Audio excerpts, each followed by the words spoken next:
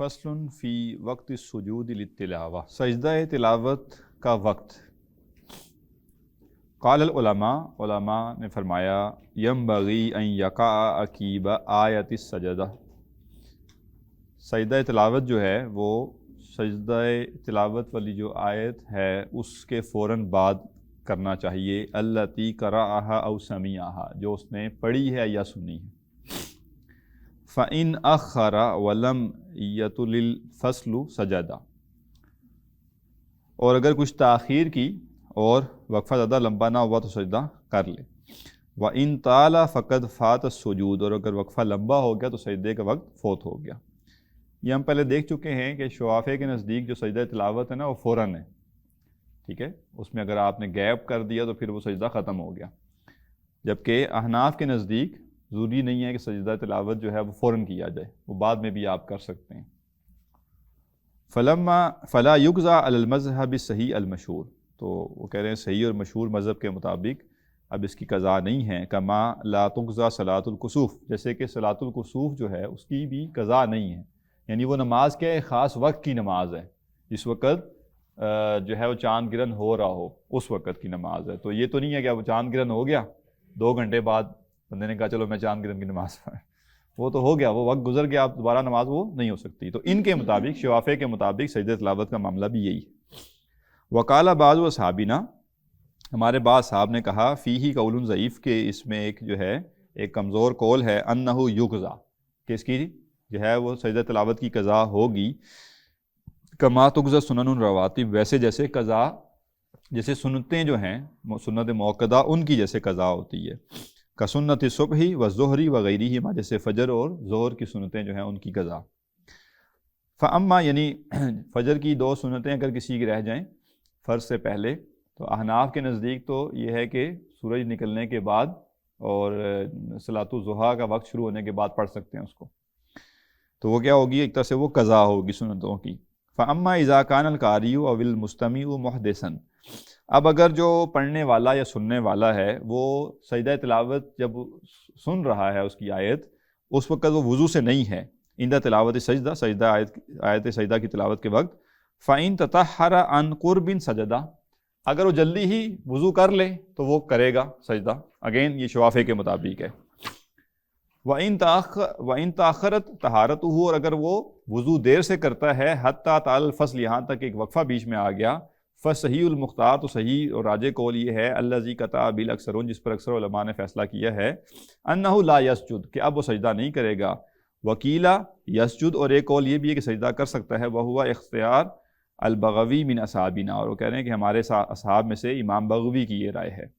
کما یجیب المؤذن بعد الفراغ من الصلاۃ، جیسے نماز سے فارغ ہونے کے بعد مؤذن کا جواب دیا جاتا ہے، یعنی اگر اذان ہو رہی ہے اور کوئی اس وقت نماز پڑھ رہا ہے تو وہ کیا کرے گا، اس وقت تو جواب نہیں دے سکتا نماز کے دوران، تو فارغ ہونے کے بعد پھر جواب دے گا۔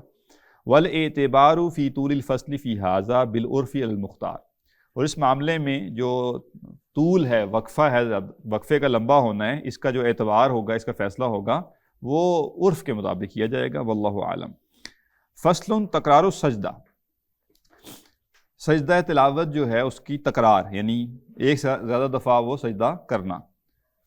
اذا قرأ السجدات کلہا، اگر کوئی آدمی آیت سجدہ جتنی بھی ہیں وہ ساری پڑھے، او سجدات منہا فی مجلس واحد، یا ان میں سے کچھ آیتیں پڑھے ایک ہی مجلس میں، سجدہ جو آیات سجدہ ہیں 14، کسی نے ساری کی ساری آیتیں ایک ہی مجلس میں پڑھی، یا اس میں سے 4 6 8 پڑھ لی، سجد لکل سجدۃ بلا خلاف، تو ہر آیت پر الگ سجدہ کرے گا، اگر 14 آیتیں اکٹھی پڑھ لی تو 14 سجدے وہ کرے گا، 6 آیتیں پڑھی ہیں تو 6 سجدے کرے گا۔ فَإِن كَرَّرَ الْآيَةَ الْوَاحِدَةَ فِي مَجَالِسٍ، اور اگر ایک ہی آیت سجدہ الگ الگ مجلسوں میں پڑھی، یہاں بھی پڑھی اور کلاس میں جا کے پھر پڑھی اور پھر واپس یہاں آ کے پڑھی، الگ الگ مجلسوں میں پڑھی، تو اب کیا ہوگا، سجد لکل مرۃ بلا خلاف، تب بھی وہ ہر دفعہ سجدہ کرے گا۔ ایک مجلس میں زیادہ آیات سجدہ پڑھی تو بھی الگ الگ سجدے، اور ایک ہی آیت سجدہ الگ الگ مجلسوں میں پڑھی تو تب بھی ہر دفعہ سجدہ کرنا ہوگا۔ فَإِن كَرَّرَهَا فِي الْمَجْلِسِ الْوَاحِدِ، اگر ایک ہی آیت سجدہ ایک مجلس میں بار بار پڑھی، نُزِرَ، اب اس معاملے میں کچھ تفصیل ہے، یعنی مختلف کنڈیشنز ہیں۔ فَإِن لَّمْ يَسْجُدْ لِلْمَرْأَةِ الْأُولَىٰ، اگر اس نے پہلی مرتبہ پڑھنے پر سجدہ نہیں کیا، کَفَاهُ سَجْدَةٌ وَاحِدَةٌ عَنِ الْجَمِيعِ، تو ایک بار سجدہ کافی ہو جائے گا۔ مثلا ایک بندے نے آیت سجدہ پڑھی، تھوڑی دیر بعد وہی آیت سجدہ اسی مجلس میں پھر پڑھی، پھر تیسری بار پھر پڑھی، اور اس نے سجدہ ابھی تک نہیں کیا، تو 3 دفعہ کے بعد کیا کرے گا؟ وہ ایک ہی بار کرے گا۔ لیکن آیت سجدہ پڑھی، سجدہ کر لیا، پھر دوبارہ پڑھی، تو اب وہ پچھلا سجدہ کافی نہیں ہے، ٹھیک ہے نا؟ ہاں یہ تو ہو سکتا ہے کئی دفعہ پڑھی اور آخر میں ایک سجدہ کر لیا، لیکن اگر ایک دفعہ پڑھ کے سجدہ کر لیا اور پھر پڑھی تو پچھلا سجدہ اگلی آیت کے لیے کافی نہیں ہے۔ فَإِن لَّمْ يَسْجُدْ لِلْمَرْأَةِ الْأُولَىٰ، اگر اس نے پہلی مرتبہ پڑھنے پر سجدہ نہ کیا ہو، كَفَاهُ سَجْدَةٌ وَاحِدَةٌ عَنِ الْجَمِيعِ، تو ساری دفعہ جو پڑھا اس نے اس کے لیے ایک ہی سجدہ کافی ہے۔ وَإِن سَجَدَ لِلْأُولَىٰ، اور اگر پہلی مرتبہ پڑھنے پر سجدہ کر لیا تھا، فِيهِ ثَلَاثَةُ أَوْجِهٍ، تو اس میں 3 اقوال ہیں۔ أَصَحُّهُمَا، ان میں سے زیادہ صحیح بات کیا ہے، يَسْجُدُ لِكُلِّ مَرَّةٍ سَجْدَةً، کہ ہر مرتبہ کے لیے ایک سجدہ کرے گا، لِتَجَدُّدِ السَّبَبِ بَعْدَ تَوْفِيَةِ الْحُكْمِ الْأَوَّلِ، اس لیے کہ پہلی مرتبہ حکم جو تھا وہ پورا ہو گیا، اب نیا حکم پیدا ہوا ہے، نیا سبب پیدا ہوا۔ والثانی، دوسری رائے یہ ہے، يَكْفِيهِ سَجْدَةُ الْأُولَىٰ عَنِ الْجَمِيعِ، کہ وہ پہلا سجدہ اس کو سب کے لیے کافی ہے۔ وَهُوَ قَوْلُ ابن سُرَيْجٍ وَهُوَ مَذْهَبُ أَبِي حَنِيفَةَ رَحِمَهُ اللَّهُ، یہ ابن سریج کا قول ہے اور یہی امام ابو حنیفہ رحمہ اللہ کا مذہب ہے۔ قال صاحب العدہ من اصحابنا، ہمارے ساتھیوں میں سے صاحب کتاب ہیں، یعنی کتاب کا نام ہے العدہ، انہوں نے کہا وعلیہ الفتویٰ، اسی پر فتویٰ ہے۔ واختارہ الشیخ نصر المقدسی الزاہد من اصحابنا، اور ہمارے اصحاب میں سے شیخ نصر زاہد جو ہیں مقدسی، انہوں نے کہا، انہوں نے بھی اس کو اختیار کیا۔ والثالث، تیسرا قول کیا ہے، ان طال الفصل سجدہ، کہ اگر مختلف جو آیات پڑھی اس کے درمیان سجدہ جو وقفہ ہے وہ لمبا ہوگا تو پھر سجدہ الگ الگ کرے گا۔ وَإِلَّا، اور اگر زیادہ وقفہ نہیں ہے، فَتَكْفِيهِ الْأُولَىٰ، تو ایک ہی سجدہ کافی ہے۔ اما اذا کرر سجدۃ الواحدۃ فی الصلاۃ، رہا یہ معاملہ کہ ایک ہی سجدہ والی آیت کو نماز میں بار بار دہرایا جائے، فإن کان فی رکعۃ، اگر وہ ایک ہی رکعت میں ہے، ایک ہی رکعت میں بار بار دہرا رہے ہیں، فإن کان فی رکعۃ فیہ کالمجلس الواحد، تو اس کا معاملہ ویسی ہوگا جیسے ایک مجلس میں ایک آیت کو بار بار دہرانے کا معاملہ ہے۔ فیکون فیہ الاوجہ الثلاثہ، تو اس کے میں بھی وہی 3 اقوال ہوں گے جو اوپر تھے۔ وَإِن كَانَ فِي رَكْعَتَيْن، اور اگر وہ الگ الگ رکعتوں میں، یعنی پہلی رکعت میں بھی وہی آیت پڑھی، دوسری رکعت میں پھر وہی سجدے والی آیت پڑھی، فَقَلْ مَجْلِسَيْن، تو وہ 2 مجلسوں کی طرح کا معاملہ ہوگا۔ فَيُعِيدُ السُّجُودَ بِلَا خِلَاف، تو ہر رکعت میں الگ سجدہ کرنا ہوگا، اس میں اختلاف نہیں۔ فَصْلٌ إِذَا قَرَأَ السَّجْدَةَ وَهُوَ رَاكِبٌ عَلَى دَابَّةٍ فِي السَّفَرِ، جب سجدے والی آیت پڑھے اور سفر پر ہو، سواری پر سوار ہو، سجدہ بالایماء، اب وہ کیا کرے گا؟ اشارے سے سجدہ کرے گا۔ ھذا مذہبنا، یہ وہ کہہ رہے ہیں ہماری رائے ہے۔ و مذہب مالک، یہی امام مالک کی رائے بھی ہے۔ و ابی حنیفہ، اور امام ابو حنیفہ کی رائے بھی یہی ہے۔ و ابی یوسف و محمد و احمد و ظفر و داود وغیرہم، ان سب کی بھی یہی رائے۔ وقال بعض اصحاب ابی حنیفہ لا یسجد، اور امام ابو حنیفہ رحمہ اللہ کے بعض اصحاب نے کہا کہ وہ سجدہ نہیں کرے گا۔ والصواب مذہب الجماہیر، اور وہ کہہ رہے ہیں کہ درست رائے کیا ہے کہ جو جمہور کا قول ہے وہ وہی صحیح درست رائے ہے کہ وہ سجدہ اشارے سے سجدہ کرے گا۔ وَأَمَّا الرَّاكِبُ فِي الْحَضَرِ، اور وہ شخص جو کہ آبادی میں سواری کے اوپر موجود ہے، ایک مسافر ہے اور ایک جو ہے وہ آبادی کے اندر ہی ہے اور وہ سواری پہ سوار ہے، فَلَا يَجُوزُ أَن يَسْجُدَ بِالْإِيمَاءِ، تو اس کے لیے اشارے سے سجدہ کرنا صحیح نہیں ہے، وہ کیا کرے گا؟ سواری سے اترے گا اور پراپر سجدہ کرے گا۔ فَصْلٌ إِذَا قَرَأَ آیَتَ السَّجْدَةِ فِي الصَّلَاةِ قبل الفاتحہ، اگر نماز میں آیت سجدہ پڑھی سورہ فاتحہ سے پہلے سجدہ، تو سجدہ کرے گا۔ فَيُعِيدُ، کیا ہے جی، بخلاف ما اذا قرأ فی الرکوع او السجود، اس کے برخلاف کہ اگر وہ رکوع یا سجدے کی حالت میں آیت سجدہ پڑھے، فإنه لا يجوز ان يسجد، تو اس کے لیے سجدہ تلاوت کرنا جائز نہیں ہے۔ لأن القیام محل القراء، کیونکہ جو قرات کی جگہ ہے وہ قیام ہے، قیام میں قرات کی جاتی ہے، نہ کہ رکوع اور سجدے میں۔ ولو قرأ السجدۃ فحوا لیسجد، اور اگر اس نے آیت سجدہ پڑھی اور سجدہ کے لیے جھکنے لگا، فشک هل قرأ الفاتحہ، اور اسے یہ شک ہوا کہ اس نے سورہ فاتحہ پڑھی ہے یا نہیں، فإنه يسجد للتلاوہ، تو پہلے وہ سجدہ تلاوت کرے گا، ثم یعود الی القیام، پھر دوبارہ کھڑا ہوگا، فیقرأ الفاتحہ، پھر فاتحہ پڑھے گا، لأن سجود التلاوہ لا یؤخر، کیونکہ ان کے نزدیک، امام شافعی کے نزدیک سجدہ تلاوت کو مؤخر نہیں کیا جاتا۔ فصل لو قرأ آیت السجدۃ بالفارسیہ، اگر آیت سجدہ فارسی زبان میں پڑھے، لا یسجد عندنا، یعنی ترجمہ پڑھا گویا اس نے، ٹھیک ہے نا، جو سجدے والی آیت تھی اس کا ترجمہ پڑھا. یہ کب ہوگا آپ کے ساتھ؟ اکثر جب کوئی تفسیر کی کلاس ہو رہی ہوتی ہے یا ترجمے کی کلاس ہو رہی ہوتی ہے، اس میں یہ ہوتا ہے نا کہ آپ ترجمہ پڑھ رہے ہیں، بالفرض خالی ترجمہ پڑھ رہے ہیں، تو اس پہ وہ کہہ رہے ہیں کہ اگر اس نے فارسی میں یا کوئی بھی غیر عربی زبان میں اس نے آیت سجدہ پڑھی تو وہ کہہ رہے ہیں کہ ہمارے نزدیک اس پر وہ سجدہ تلاوت نہیں کرے گا. کما لو فسر آیت سجدۃ، جیسے کہ اگر اس نے آیت سجدہ کی تفسیر کی تب بھی ایسے ہی معاملہ ہے. وقال ابو حنیفہ یسجد، اور امام ابو حنیفہ نے کہا کہ وہ سجدہ کرے گا. فصل اذا سجد المستمع مع القاری، جب سننے والا سجدہ کرے قاری کے ساتھ، یعنی ایک پڑھ رہا ہے اور ایک سن رہا ہے اور یہ نماز کے علاوہ ہے. لا یرتبط بہ، تو وہ اس کی اقتدا نہیں کرے گا. ایک شخص تلاوت کر رہا ہے، اس نے تلاوت کرتے ہوئے آیت سجدہ پڑھی اور سجدہ کیا.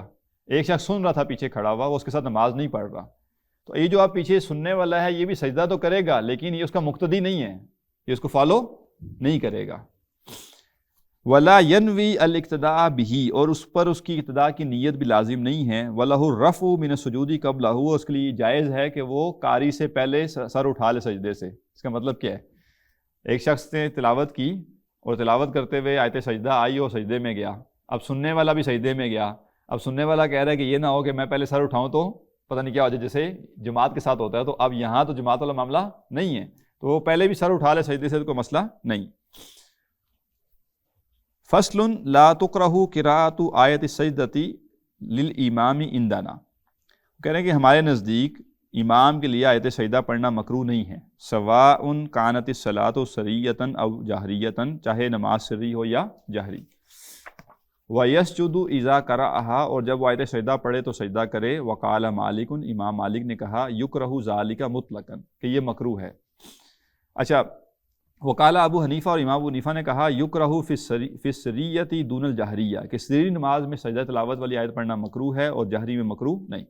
یعنی مقصد کیا ہے کہ ابھی بھی یہ مسئلہ ہوتا ہے بعض اوقات کہ ایک امام نے نماز پڑھاتے ہوئے سجدہ تلاوت والی آیت پڑھ لی اور پہلے بتایا ہوا نہیں تھا مقتدیوں کو، تو کیا ہوگا؟ کوئی سجدے میں جا رہا ہوگا، کوئی رکوع میں جا رہا ہوگا، ٹھیک ہے. اس بیس کے اوپر بعض فقہا نے کیا کہا کہ جماعت میں آیت سجدہ جو ہے وہ پڑھی نہ جائے تاکہ یہ مسئلہ نہ ہو. تو برحال وہ کہہ رہے ہیں کہ مکروہ نہیں ہے، ٹھیک ہے. البتہ امام کا کام یہ بنتا ہے کہ یا تو پہلے بتا دے تاکہ مقتدی پریشان نہ ہو، اور خاص طور پہ اس جگہ اوائڈ کرنا چاہیے جہاں پہ نماز اس طرح سے ہو رہی ہو کہ مختلف ہالز ہیں، باہر الگ ہال ہیں، جیسے جمعے کی نماز ہے اور بڑا مجمع ہے، پتہ ہی نہیں چلے گا، اندر والے سجدے میں گئے ہوں گے، باہر والے رکوع میں گئے ہوں گے، دیکھ بھی تو نہیں رہی نا ایک دوسرے کو. تو یہ کبھی کبھی ہو جاتا ہے، خاص طور پہ جیسے یہاں پہ اگر خواتین بھی ہیں الگ سے وہ نماز پڑھ رہی ہیں، اب ان کو پتہ ہی نہیں ہے، تو لہٰذا ایسے موقعوں پر کیوں اوائڈ کرنا پڑے گا؟ تاکہ جو مقتدی ہیں ان کو پریشانی نہ ہو. جہاں تک کلیئرٹی ہے مقتدیوں کا تب تک مسئلہ نہیں. ساری سچویشن کو اوائڈ کرنے کے لیے بہتر ہے کہ سجدے والی آیت ہی نہ پڑھے. جی یہی میں عرض کر رہا ہوں کہ اگر یہ کنفیوژن ہونے کا امکان ہے تو ٹھیک ہے، ادروائز اگر نارمل نماز ہو رہی ہے اور مقتدیوں کو پتہ ہے کہ سجدہ تلاوت ہوگا تو کوئی مسئلہ نہیں، پڑھ سکتے ہیں. بڑے مجمع میں اوائڈ کرنا بہتر ہے، یا جہاں پہ الگ الگ کمروں میں الگ الگ ہالز میں لوگ موجود ہیں اور پتہ نہیں چلے گا لوگوں کو تب. اور غیر اعلانیہ تو ہونا ہی نہیں چاہیے، ٹھیک ہے نا، غیر اعلانیہ نہیں ہونا چاہیے. اور پھر ایون اگر اعلان کر کے بھی کیا ہے تو پھر وہ تکبیر بھی ایسے پڑھے کہ پتہ چل جائے کہ یہ رکوع کی تکبیر نہیں ہو، لمبی تکبیر پڑھے، اور واپس بھی جب اٹھے تو لمبی تکبیر پڑھے تاکہ لوگوں کو فوراً پتہ چل جائے. فصل لا یکرہ عندنا سجود التلاوت فی الاوقات التی نہی عن الصلاۃ فیہا، کہنے ہمارے نزدیک سجدہ تلاوت مکروہ نہیں ہے ان اوقات میں بھی جن میں نماز سے منع کیا گیا ہے. وبہ قال الشعبی والحسن البصری وسالم بن عبد اللہ والقاسم وعطا واکرمہ وابو حنیفہ واصحاب الرأی ومالک فی احدی روایتین. یہ سارے جو لوگ ہیں ان سب کے نزدیک جو ہے وہ ممنوع اوقات میں سجدہ تلاوت مکروہ نہیں ہے. وَكَرِهَتْ ذَلِكَ طَائِفَةٌ مِّنَ الْعُلَمَاء، علماء کے گروہ نے اس کو مکروہ کہا ہے، مکروہ وقت میں، ممنوع وقت کے اندر مکروہ ہے. منہم عبداللہ ابن عمر و سعید بن المسیب و مالک فی الروایت الاخری و اسحاق ابن راہویہ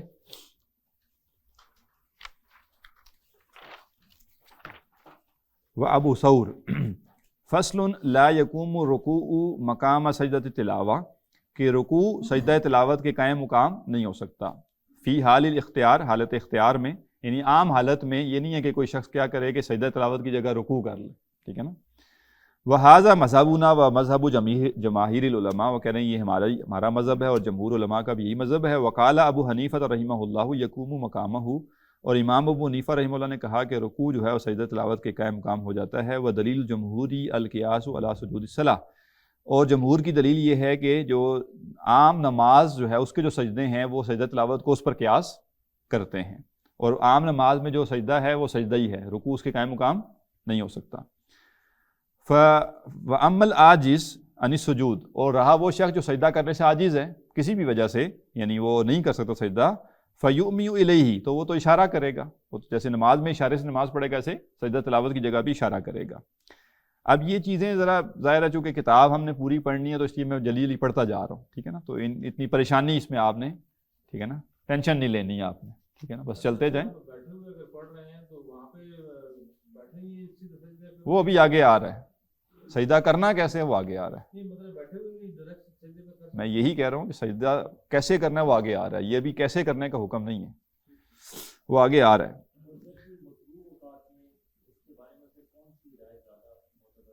زیادہ معتبر تو ہر کسی کی اپنی رائے ہے ٹھیک ہے. تو یہ تو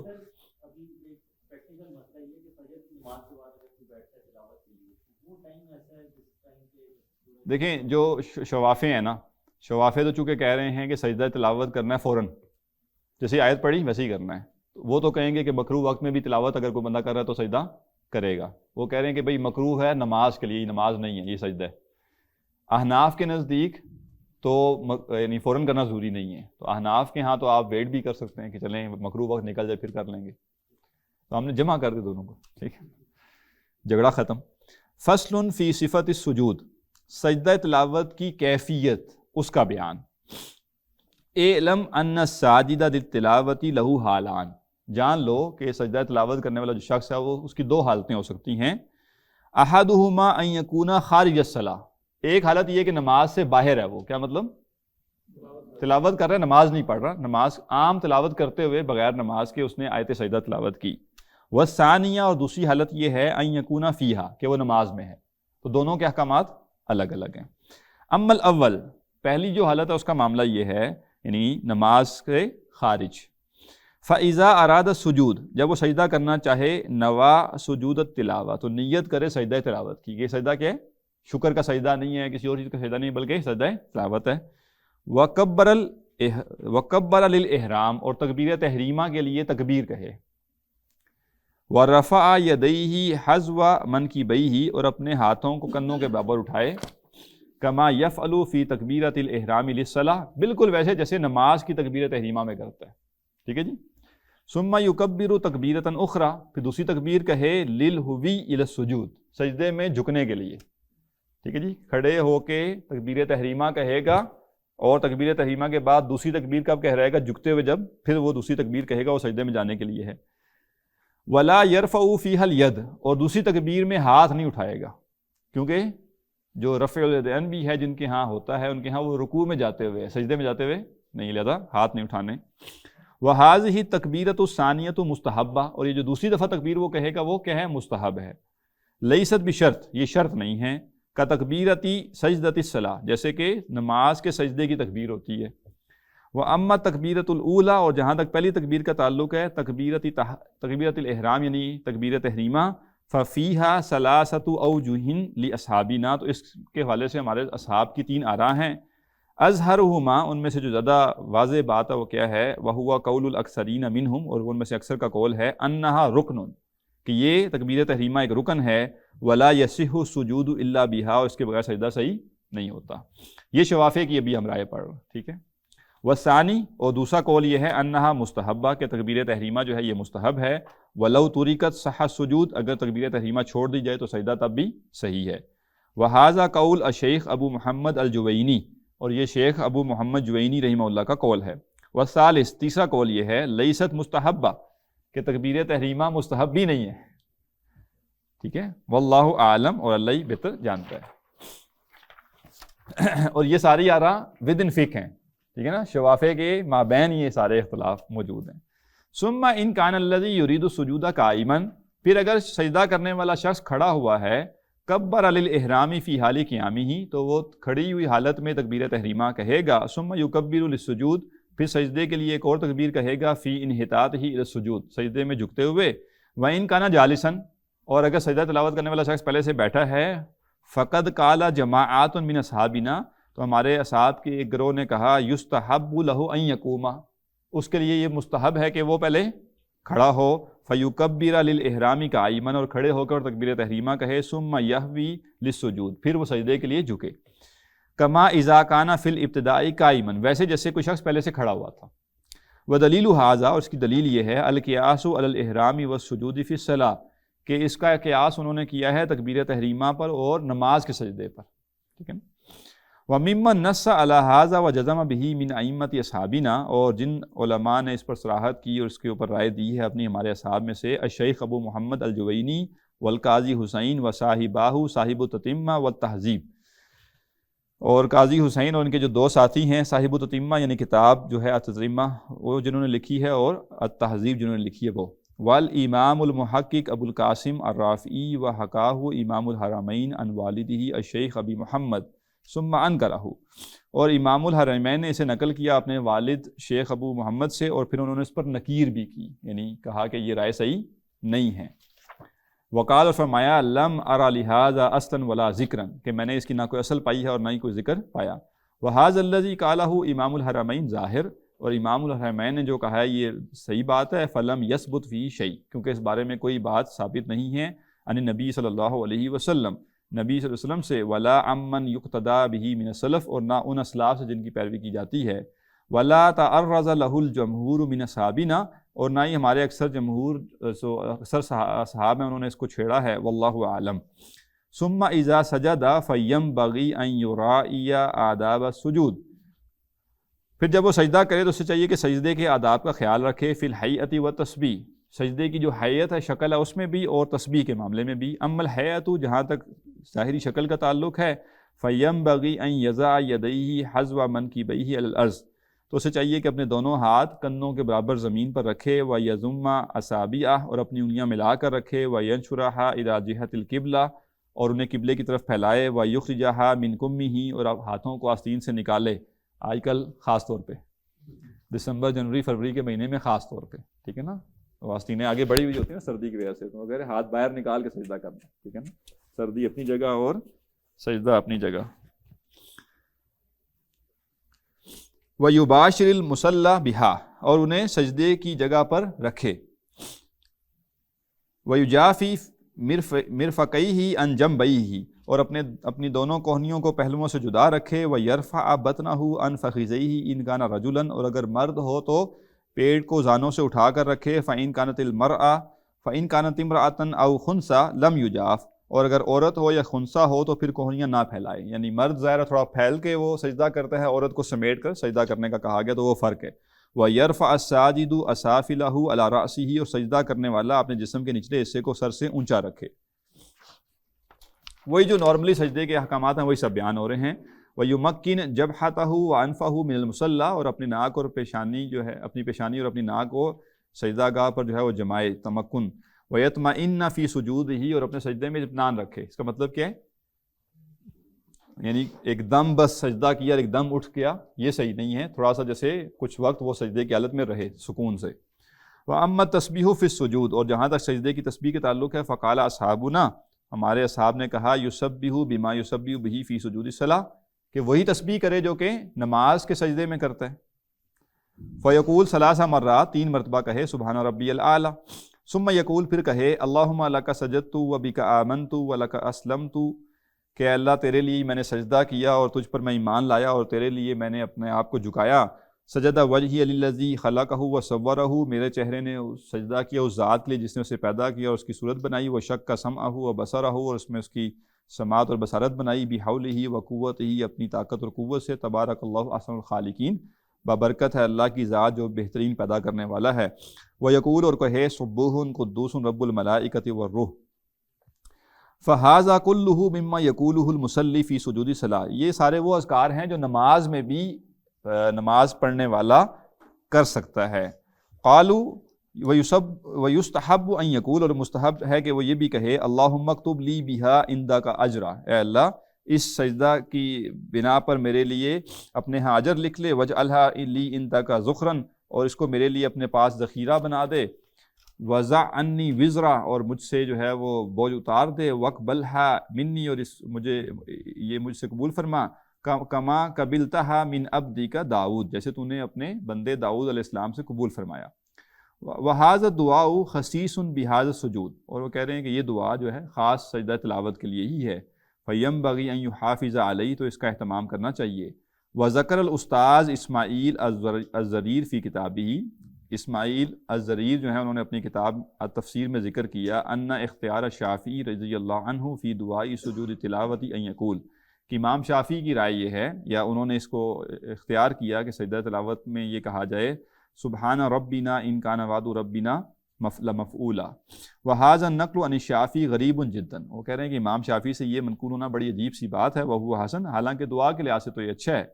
فإن ظاہر القرآن یقتضی مدح قائلہ فی السجود، کہ جو قرآن کا ظاہری مفہوم یہی ہے کہ جو صاحب کلام ہے اس کی تعریف کی جائے، فیستحب ان یجمع بین ہذہ الاذکار کلھا، اور مستحب یہ ہے کہ تمام اذکار جمع کر دی جائیں، یعنی سارا کچھ پڑھ لیا جائے جو پیچھے بیان ہوا۔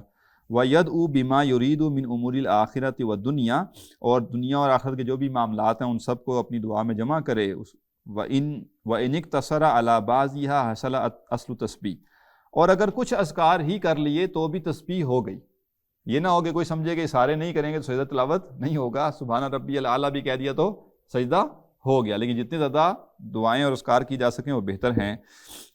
وَلَمْ يُسَبِّحْ بِشَيْءٍ أَصْلًا حَصَلَ السُّجُودُ كَسُجُودِ الصَّلَاةِ، اور اگر کوئی بھی تسبیح نہ پڑھے تب بھی جو ہے وہ سجدہ ہو جائے گا، کوئی سجدہ کس چیز کا نام ہے؟ جھکنے کا، ٹھیک ہے نا؟ تو وہ کہہ رہے ہیں اگر کوئی تسبیح بھی اس نے نہیں پڑھی تو سجدہ پھر بھی ہو گیا، جسے نماز کا سجدہ ہے۔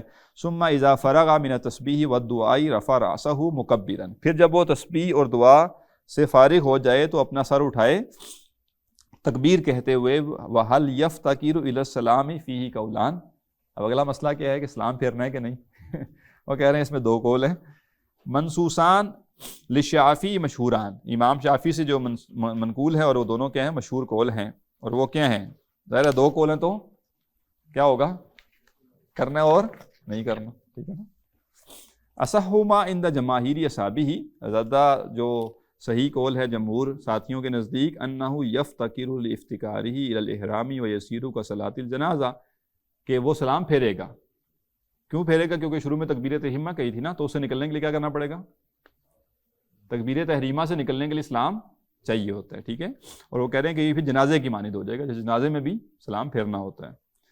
وَيُؤَيِّدُ هَذَا مَا رَوَاهُ ابن ابی داؤد بِإِسْنَادِهِ الصَّحِيحِ عن عبداللہ ابن مسعود، یہ مس ہوا ہوا اس میں واو، رضی اللہ عنہ، اور اس کی تائید اس روایت سے ہوتی ہے جو ابن ابی داؤد نے صحیح سند سے عبداللہ بن مسعود رضی اللہ عنہ سے روایت کی ہے، انہ کان اذا قرأ سجدۃ سجد ثم سلم، کہ جب وہ سجدہ تلاوت کرتے تو سلام پھیرتے سجدے کے بعد۔ والثانی، دوسرا قول ہے لا یفتقر، کہ اس کو ضرورت نہیں ہے، کا سجود تلاوت فی الصلاۃ، جیسے کہ سجدہ تلاوت جو ہے وہ نماز میں ہوتا ہے تو اس میں سلام نہیں پھیرا جاتا نا، سجدہ کرتے ہیں اور واپس کھڑے ہو جاتے ہیں، دوبارہ قرات شروع کر دیتے ہیں۔ وَلِأَنَّهُ لَمْ يَنْقُلْ عَنِ النَّبِيِّ صلی اللہ علیہ وسلم، اور اس لیے بھی کہ اس والے سے اللہ کے نبی صلی اللہ علیہ وسلم سے کچھ ثابت نہیں ہے۔ فَعَلَى الْأَوَّلِ هَلْ يَفْتَقِرُ إِلَى التَّشَهُّدِ، اور اگر کوئی کہتا ہے جی سلام پھیرنا ہے، ٹھیک ہے، اگر کوئی اس رائے پر ہے تو اب سوال یہ ہے کہ پھر تشہد بھی پڑھنی ہے کہ نہیں ٹھیک۔ فیہ وجہان، اس میں دو رائے۔ تو وہ ایک دفعہ ایک عالم دین جو ہے وہ بتا رہے تھے، تو وہ کہتے ہیں کہ کوئی آ جائے نا پیپر میں سوال آ جائے کوئی کہ اس معاملے میں اہل علم کیا کہتے ہیں، تو آپ کیا کہیں کہ اس معاملے میں اہل علم کا اختلاف ہے ٹھیک ہے، تو مسئلہ ہی نہیں ہے، کسی سوال کو بھی اٹیمپٹ کرنا مسئلہ نہیں۔ اچھا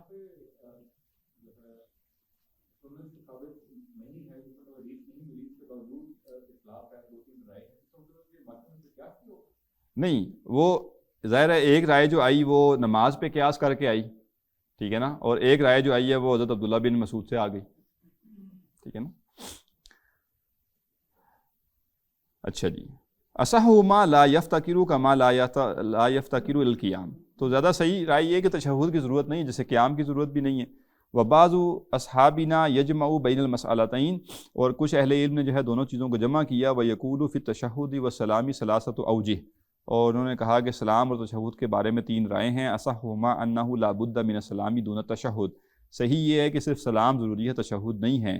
والثانی لا يحتاج الى واحد منہما، اور دوسری رائے یہ کہ کسی ایک کی بھی ضرورت نہیں، نہ سلام کی نہ تشہد کی. والثالث تیسری رائے یہ ہے لا بد منہما، کہ ان دونوں کی ضرورت ہے، نہیں تشہد بھی اور سلام بھی. وممن قال من السلف یسلم، اور جنہوں نے اسلاف میں سے کہا کہ سلام پھیرنا ضروری ہے. محمد بن سیرین و ابو عبد الرحمن السلمی و ابو الاحوص و ابو قلابہ و اسحاق ابن راہویہ. وممن قال لا یسلم، اور جنہوں نے کہا سلام نہیں پھیرا جائے گا. الحسن البصری و سعید بن جبیر و ابراہیم النخعی و یحییٰ بن وثاب و احمد وہذا کلہ فی الحال الاول، اور وہ کہہ رہے ہیں یہ سب کچھ جو بھی بیان ہوا ہے نا یہ پہلی حالت ہے. اور پہلی حالت کیا ہے؟ وہو السجود خارج الصلاۃ، کہ سجدہ تلاوت ہو رہا ہے نماز سے باہر. والحال الثانی، دوسری جو حالت ہے ان یسجد للتلاوۃ فی الصلاۃ، کہ سجدہ تلاوت نماز میں ہو. فلا یکبر للاحرام، تو نماز میں جو ہے وہ تکبیر تحریمہ الگ سے نہیں کہی جائے گی، نہیں کہ نماز پڑھتے ہوئے سجدہ تلاوت کرنا ہے تو پھر تکبیر کہنی ہے، وہاں تکبیر نہیں کہی جائے گی. ویستحب ان یکبر للسجود، اور مستحب ہے کہ سجدے کی تکبیر کہی جائے. ولا یرفع یدیہ، اور ہاتھ نہ اٹھائے جائیں. ویکبر للرفع من السجود، اور سجدے کے اٹھنے پر تکبیر کہی جائے. ھذا هو الصحیح المشہور الذی قالہ الجمہور. قال ابو علی بن ابی ہریرہ، ابو علی بن ہریرہ نے کہا من اصحابنا لا یکبر للسجود، کہتے ہیں کہ بھائی سجدے کے لیے بھی تکبیر نہیں کہی جائے گی. ولا للرفع، اور نہ اٹھنے کے لیے. والمعروف اول، اور پہلا قول ہی زیادہ معروف ہے. واما الآداب فی ہیئۃ السجود والتسبیح، اور سجدے کی صورت کے آداب اور تسبیح کے آداب کے بارے میں فعلی ما تقدم، وہی ہے جو پہلے بیان ہو چکا. الا انہ اذا کان الساجد اماما، سوائے یہ کہ اگر سجدہ کرنے والا امام ہو. فینبغی الا یطیل تسبیح، تو امام کو چاہیے کہ تسبیح لمبی نہ کرے. ٹھیک ہے، اکیلے پڑھ رہا ہے تو جتنی تسبیحات ہیں وہ پڑھ لے، اور اگر امامت کروا رہا ہے اور سجدہ کیا تو مختصر رکھنا ہوگا. الا ان یعلم من حال المأمومین، سوائے یہ کہ مقتدیوں کی حالت سے وہ اندازہ کر لے. انہم یسرون تطویل، کہ وہ چاہتے ہیں کہ سجدہ تلاوت میں لمبی زیادہ تسبیحات پڑھی جائیں. ثم اذا رفع من السجود، پھر جب سجدے سے اٹھے. قام، تو کھڑا ہو جائے. ولا یجلس للاستراحہ، اور استراحت کے لیے نہ بیٹھے. تو احناف کے ہاں تو یہ نہیں ہے پسندیدہ کہ پہلی اور تیسری رکعت میں دوسرے سجدے کے بعد بیٹھا جائے اور پھر اٹھا جائے، وہ تو کہتے ہیں ڈائریکٹلی اٹھ جائیں. لیکن شوافی کیا کرتے ہیں؟ وہ پہلی اور تیسری رکعت کے دوسرے سجدے کے بعد بیٹھتے ہیں اور پھر اٹھتے ہیں، تو وہ ہے بیسیکلی استراحت. تو وہ کہہ رہے ہیں کہ سجدہ تلاوت کے بعد استراحت نہیں ہے، وہ پہلی رکعت اور تیسری رکعت کے بعد ہے. لہذا ولا یجلس للاستراحہ وہذہ مسئلۃ غریبہ، اور یہ ایک نادر مسئلہ ہے. قل من نص علیہا، کم ہی لوگوں نے اس پر لکھا ہے. وممن نص علیہا القاضی حسین والبغوی والرافعی وہذا بخلاف سجود الصلاۃ، اور وہ کہہ رہے ہیں کہ یہ جو ہے نماز کے سجدے کے خلاف ہے، یعنی نماز کے سجدے میں اور معاملہ ہے اور سجدہ تلاوت میں اور معاملہ ہے.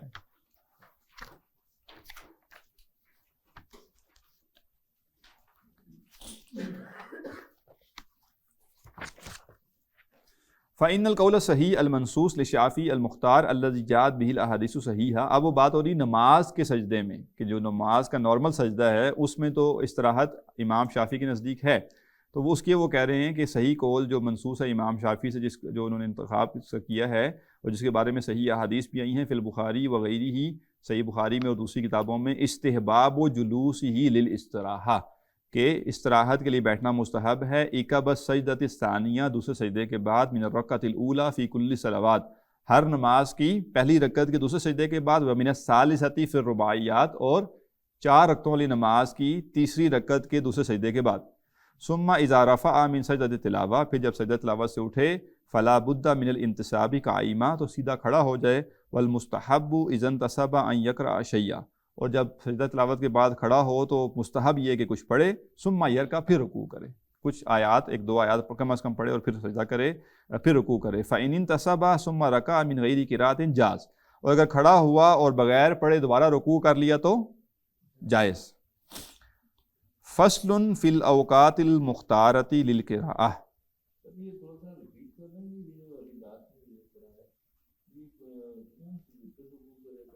سجدہ تلاوت کرنے کے بعد وہ کہہ رہے ہیں کھڑا ہو، کچھ آیات اور پڑھے اور پھر رکوع کرے، جو رکعت کا رکوع ہے، اور وہ کہہ رہے ہیں اگر کھڑا ہونے کے بعد بغیر قرات کے بھی رکوع کر لیا تو جائز ہے۔ سجدہ تلاوت کیا، واپس قیام کیا، قیام کرتے ہی پھر رکوع کر لیا تو وہ کہہ رہے ہیں جائز۔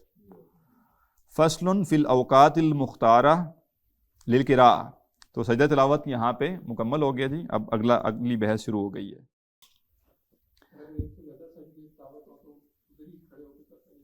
نماز میں ہاں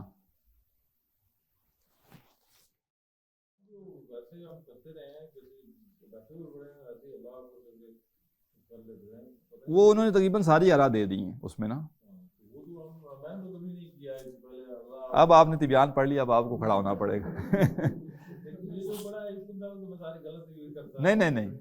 نہیں اصل میں تو سجدہ ضروری ہے، ٹھیک ہے نا، وہ تو خیر اس کے آداب ہیں، ضروری نہیں، اصل چیز تو سجدہ کرنا، اور اصل چیز دو تکبیریں ہیں، سجدے میں جانے والی تکبیر اور سجدے سے اٹھنے والی۔ تو احناف کے نزدیک یہ دو تکبیریں ہی ہیں، احناف کے نزدیک تکبیر تحریمہ اور سلام نہیں۔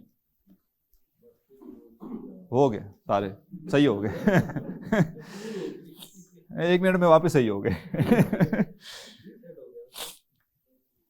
اس لیے کہتے ہیں پریشان نہیں ہونا چاہیے۔ فصل فی الاوقات المختارہ للقراءۃ، قراءت کے لیے پسندیدہ اوقات۔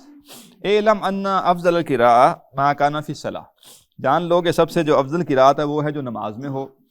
ومذہب الشافعی وغیرہ، اور امام شافعی اور دوسروں کا مذہب یہ ہے ان تطویل القیام فی الصلاۃ افضل، کہ نماز میں لمبا قیام افضل ہے من تطویل السجود، سجدے کو لمبا کرنے سے، ٹھیک ہے۔ تو نماز جب کوئی شخص پڑھے تو کیا کرنا چاہیے؟ جو سجدہ ہے اسے قیام لمبا ہونا چاہیے۔ اس کا مطلب کیا ہے؟ سجدے سے قیام لمبا ہونا چاہیے، اس کا مطلب کیا ہے؟ سر یہ جو ہے نا، وہ اگر 1 منٹ وہ اگر سجدے میں لگا رہا ہے تو 2 منٹ قیام میں لگائے گا، ٹھیک ہے۔ اور جب آپ کو لمبا سجدہ کرنے کا دل ہو، جب لمبا سجدہ کرنے کا دل ہو، نفلی نماز میں کبھی بندے کا دل ہوتا ہے نا کہ آج میں ذرا لمبے لمبے سجدے تو کروں، پھر کیا کرنا پڑے گا؟ اس وقت پھر کیا ہے کہ قرات بھی لمبی کرے، اور لمبی قرات کرنے کا طریقہ کیا ہے؟ بڑی صورت پڑھ لے، یا جو صورتیں یاد ہیں ساری پڑھ لے، یا ایک صورت کو 2-3 دفعہ دہرا بھی سکتا ہے۔ اور یہ آداب میں سے ہے، فرائض میں سے نہیں۔ یہ نہ ہو کہ آپ نے قرات چھوٹی کر لی، اب آپ نے کہا وہ لمبا سجدہ تو رہ گیا، ٹھیک ہے نا، اب تو میں نے سجدہ چھوٹا ہی کرنا ہے۔ لیکن پسندیدہ یہ ہے کہ جب انسان نے لمبا سجدہ کرنا ہو تو پھر قیام اس سے بھی لمبا ہو۔ وَأَمَّا الْقِرَاءَةُ خارج الصَّلَاةِ، اور نماز سے باہر جو قراءت ہے فَأَفْضَلُهَا قِرَاءَةُ اللَّيْلِ، تو اس میں سب سے افضل قراءت کون سی ہے؟ رات کی۔ تو نماز سے باہر، پہلے تو وہ کہہ رہے ہیں کہ قراءت کی سب سے جو افضل وقت ہے وہ ہے کہ نماز کے اندر آپ کریں، اور نماز کے اندر کرنے کے لیے یاد کرنا ضروری ہے، اور نماز کے باہر کرنے کے لیے وہ کہہ رہے ہیں کون سی قراءت؟ رات کی۔ یہ تو وہ ہے جس میں ہمارے یہاں قراءت ہوتی نہیں، ٹھیک ہے نا، یعنی رات کو بھی اگر کوئی کرتا بھی ہے تو بس نماز ہی پڑھتا ہے نا، بیٹھ کے اس کے بعد قرآن تو لوگ نہیں پڑھتے عام طور پہ۔ فَأَفْضَلُهَا قِرَاءَةُ اللَّيْلِ، تو اس میں سے افضل رات کی قراءت ہے۔ وَنِصْفُ اللَّيْلِ الْآخِرِ، اور اس میں سے بھی افضل کون سی ہے؟ سیکنڈ ہاف، رات کا جو سیکنڈ ہاف ہے وہ افضل من الاول، وہ پہلے سے نصف سے افضل ہے۔ والقراءۃ بین المغرب والعشاء محبوبہ، اور مغرب اور عشاء کے درمیان جو قراءت ہے وہ پسندیدہ ہے۔ وَأَمَّا الْقِرَاءَةُ نَهَارًا، اور جو دن میں قراءت ہے فَأَفْضَلُهَا بَعْدَ الصُّبْحِ، تو اس میں جو افضل وقت ہے وہ فجر کے بعد ہے۔ وَلَا كَرَاهِيَّةَ فِي الْقِرَاءَةِ، اور قراءت میں کوئی کراہت نہیں ہے، فی وقت من الاوقات، جس وقت بھی کر لیں، مطلب ممنوع کچھ بھی نہیں ہے، البتہ یہ اوقات زیادہ پسندیدہ ہیں۔ لمانن فیہ، کسی بھی وجہ سے۔ وَأَمَّا مَا رُوِیَّ عَنْ ابْنِ أَبِي داؤد فی کراہیۃ ما بعد العصر، اور وہ معاملہ جو روایت ہوئی ابن ابی داؤد سے کہ عصر کے بعد قراءت مکروہ ہے، فغیر مقبول، تو وہ رائے صحیح نہیں ہے۔ ولا اصل لہ، اور اس کی کوئی اصل نہیں۔ ویختار من الایام، اور دنوں میں سے جو پسندیدہ دن ہیں الجمعۃ والاثنین، جمعہ اور پیر، والخمیس، اور جمعرات، ویوم عرفہ، اور یوم عرفہ، ومن الاعشار، اور عشروں میں سے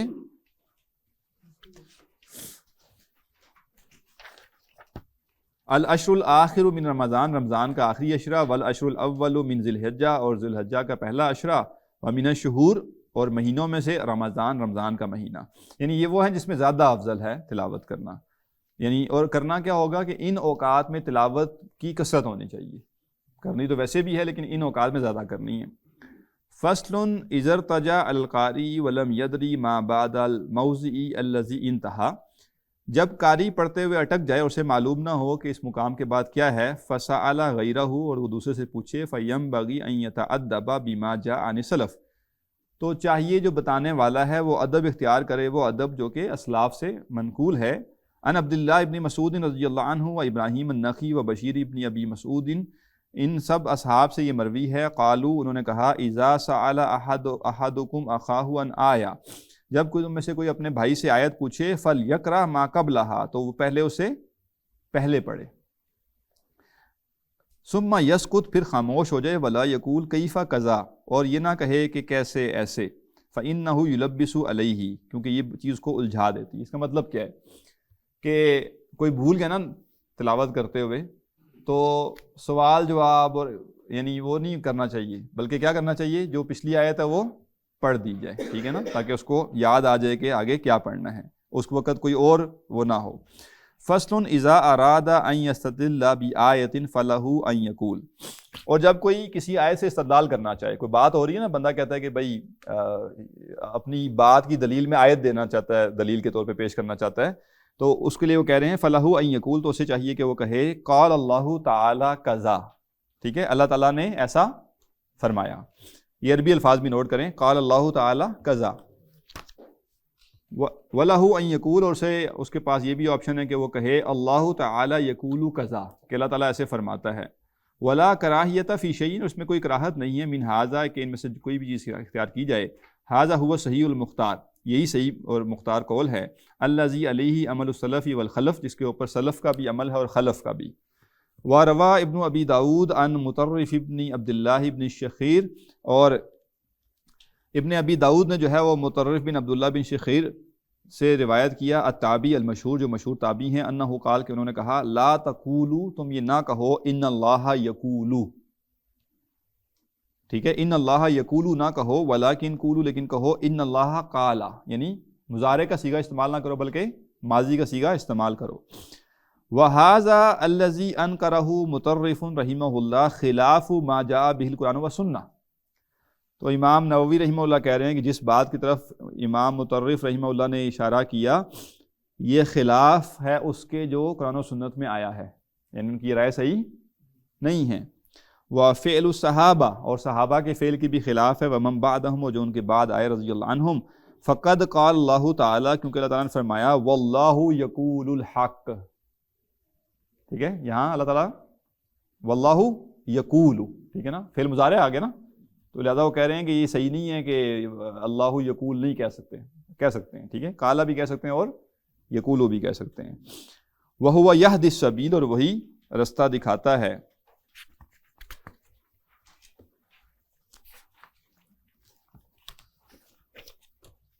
وفی صحیح مسلم، اور صحیح مسلم میں ہے، ان ابی ذر رضی اللہ عنہ قال، قال رسول اللہ صلی اللہ علیہ وسلم، یقول اللہ سبحانہ، اب دوسری دلیل آ گئی یہ حدیث میں، حضرت ابو ذر سے مروی کے ہے کہ اللہ تعالیٰ نے کہ اللہ کے رسول نے فرمایا، یقول اللہ سبحانہ، اللہ تعالیٰ فرماتا ہے، من جاء بالحسنہ فلہ عشر امثالہا۔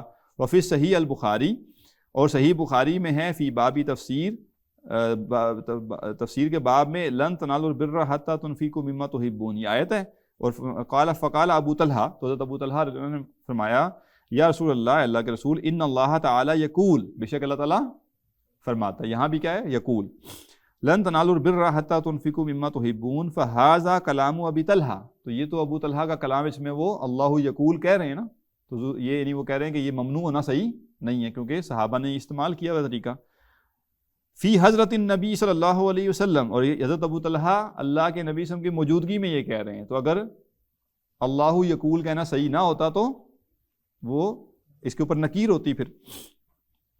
وفی صحیح ان مسروق رحمہ اللہ، اور صحیح حدیث میں حضرت مسروق رحمہ اللہ سے مروی ہے، قال، وہ کہتے ہیں، قلت لعائشہ رضی اللہ عنہا، کہ میں نے حضرت عائشہ رضی اللہ عنہ سے کہا، الم یقل اللہ تعالی، کیا اللہ تعالیٰ نے نہیں فرمایا، وَلَقَدْ رَآهُ بِالْأُفُقِ الْمُبِينِ، فقالت، انہوں نے کہا، الم تسمع، کیا تم نے نہیں سنا، ان اللہ تعالی یقول، کہ اللہ تعالیٰ فرماتا ہے، لا تدرکہ الابصار وہو یدرک الابصار، اولم تسمع، کیا تم نے نہیں سنا، ان اللہ تعالی یقول، ٹھیک ہے نا، یہ بار بار جو چیز فوکس کر رہے ہو کیا ہے، یقول، ٹھیک ہے نا. وما کان لبشر ان یکلمہ اللہ الا وحیا او من وراء حجاب ثم قالت، پھر حضرت عائشہ نے فرمایا واللہ تعالی یقول، اور اللہ تعالیٰ فرماتا ہے یا ایھا الرسول بلغ، ثم قالت، پھر انہوں نے فرمایا واللہ تعالی یقول قل لا یعلم من فی السماوات والارض الغیب الا اللہ ونظائر ھذا، اور کہہ رہے ہیں کہ اس جیسے اور دلائل جو ہیں، اس کی اور مثالیں جو ہیں.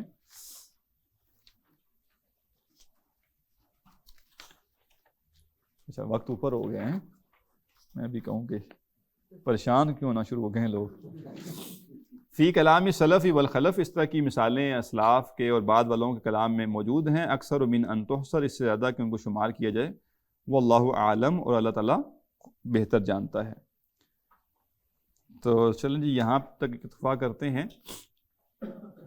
یہ جو باب تھا سب سے طویل باب، یہ بس تقریباً یعنی اگلی نشست میں انشاءاللہ یہ باب مکمل ہو جائے گا، اور اس کے بعد پھر 3 ابواب باقی ہیں لیکن وہ مختصر کلام ہے. تو انشاءاللہ امید ہے کہ 4 ہی کلاسوں میں امید ہے کہ یہ مکمل ہو جائے گی انشاءاللہ. سبحانک اللہم وبحمدک، نشہد ان لا الہ الا انت، نستغفرک ونتوب الیک.